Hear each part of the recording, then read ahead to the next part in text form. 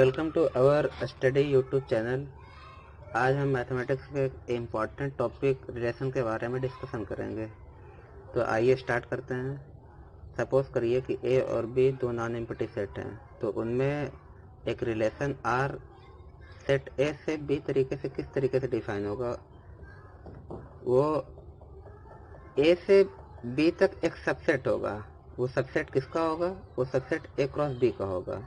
तो हम कहेंगे कि वो एक रिलेशन होगा ए से बी तक। सिंपल सा कहने का मतलब ये है कि आर ए से बी तक एक रिलेशन तब कहा जाता है जब वो ए क्रॉस बी का सबसेट हो।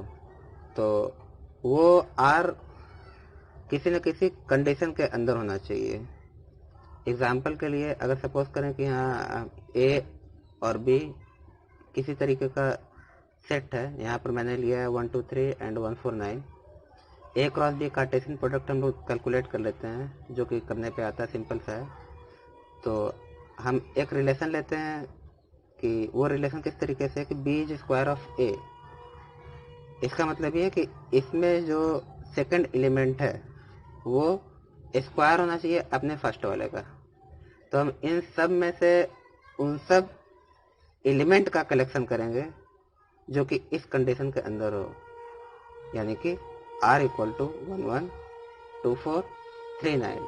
अब हम ये जान रहे हैं कि 1 1 2 4 3 9 ए क्रॉस बी के ही एलिमेंट हैं और ये कभी भी इससे बड़े नहीं हो सकते हैं। तो यानी कि ये जो है सबसेट है इसका। तो ये रिलेशन है इस कंडीशन के अंदर। दूसरा एग्जांपल लेते हैं।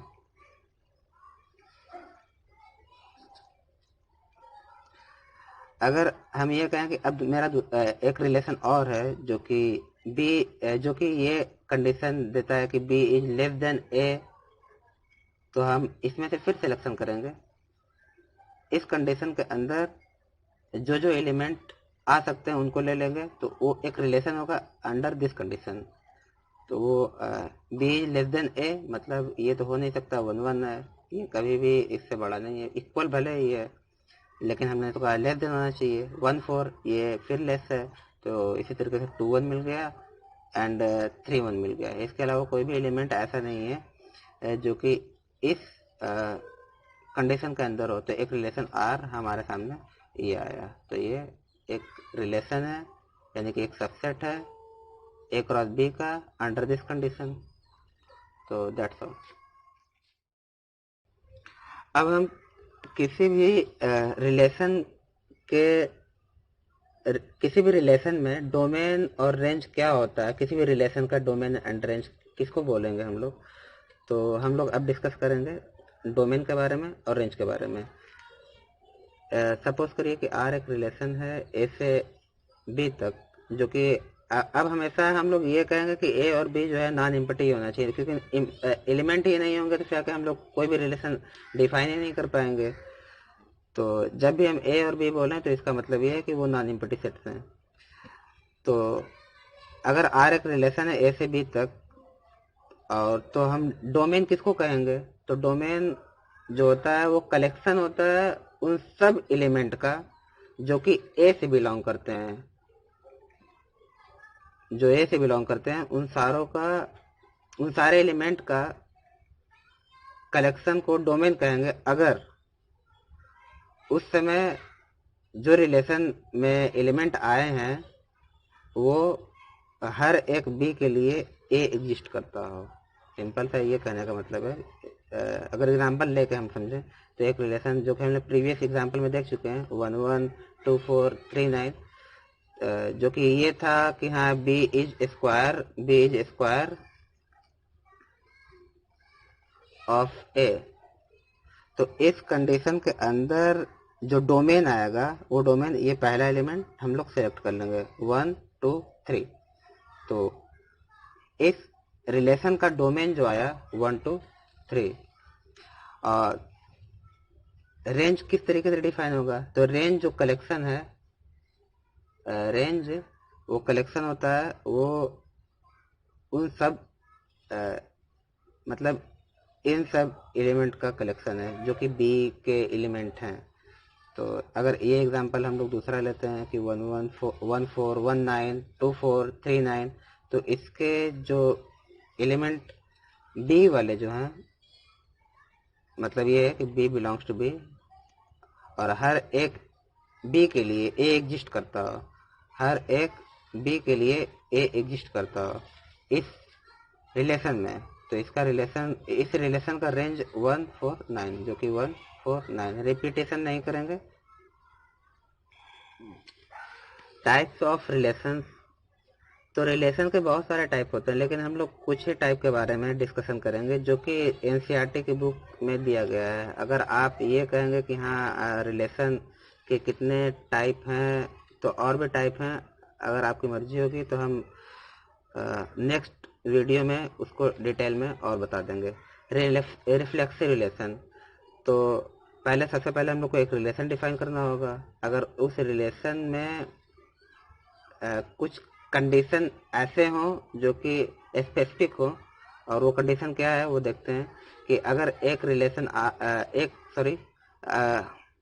अगर एक सेट ए 1 2 3 है और उसमें रिलेशन आर ए टू ए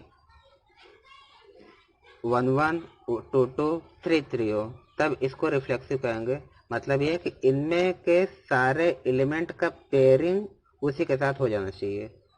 दूसरा एग्जांपल लेते हैं 2 4 6, तो इसमें अगर एक रिलेशन हम लोग कैलकुलेट कर लें किसी भी तरीके से, जो भी कंडीशन दिया गया हो एग्जांपल में, तो उसका सपोज करिए कि 2 2 4 4 आ गए, तो इसमें हम लोग ये देखेंगे कि 6 6 बी का तो एलिमेंट है लेकिन इस रिलेशन का नहीं है, तो इसको रिफ्लेक्सिव रिलेशन नहीं कहेंगे। मतलब रिफ्लेक्सिव रिलेशन तभी होगा जैसे तभी होगा जब 2 2 हो, 4 4 हो, 6 6 भी हो। मान सपोज करिए इसमें ना 8 भी हो, तब उसमें 8 8 भी होना चाहिए, तभी वो रिफ्लेक्सिव रिलेशन होगा। और भी डिटेल में देखते हैं, तो आर अगर 2 4 लेते हैं, 2 2 लेते हैं, 4 4 लेते हैं, 6 6 लेते हैं, तो भी ये रिफ्लेक्सिव है। ये भले ये एक्स्ट्रा आ गया, उससे कोई मतलब नहीं है हमें, लेकिन इसमें के सारे जो हैं अपने अपने को रिफ्लेक्ट करें, यानी 2 2 4 4 6 6 आ गए। अगर ए बी सी लेते हैं तो उसके लिए फिर आके ए ए बी बी एंड सी सी होना चाहिए। सिमेट्रिक रिलेशन,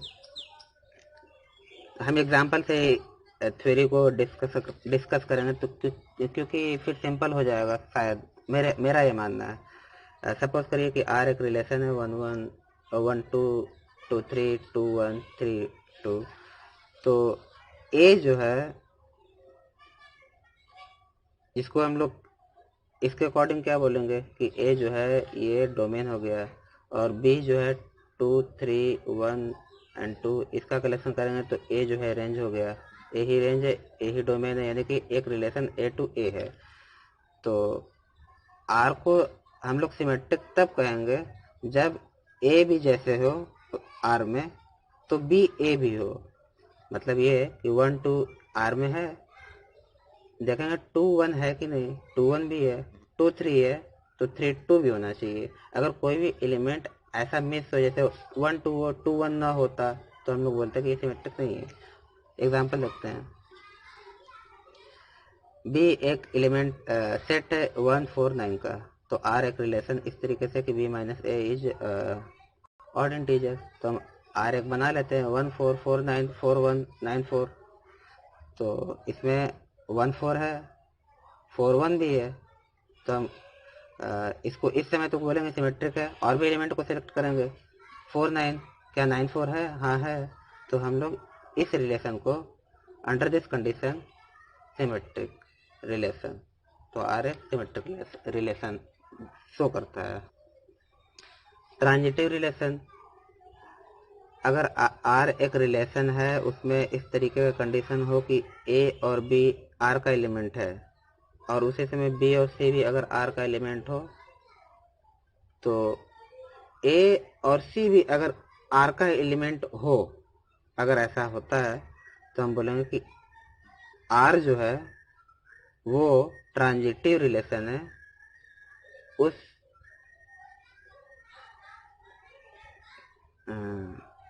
उस सेट पर, उस सेट सपोज करिए कि वो सेट ए होता तो हम लोग बोलते हैं कि उस सेट पर आर जो है ट्रांजिटिव रिलेशन है। एग्जाम्पल के लिए हम लोग ले लेते हैं कि एक सेट जो है 1 2 3 है, तो रिलेशन 1 2 और 2 1 1 1 ले लिया गया होता।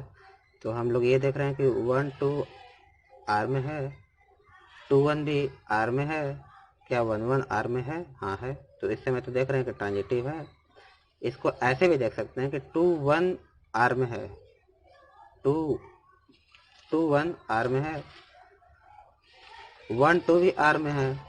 तो हम लोग अगर इसको देखें 2 2 2 2 आर में नहीं है, तो इसको ट्रांजिटिव नहीं बोलेंगे। ट्रांजिटिव तभी होता है जब 1 2 है, 2 1 है, 1 1 है, 2 1 है, 2 1 है, 1 2 है और 2 2 भी होता है, तब ये ट्रांजिटिव होता है। ये ट्रांजिटिव नहीं है। इक्विवेलेंस रिलेशन, तो आर इक्विवेलेंस रिलेशन तब कहा जाता है किसी भी सेट पर अगर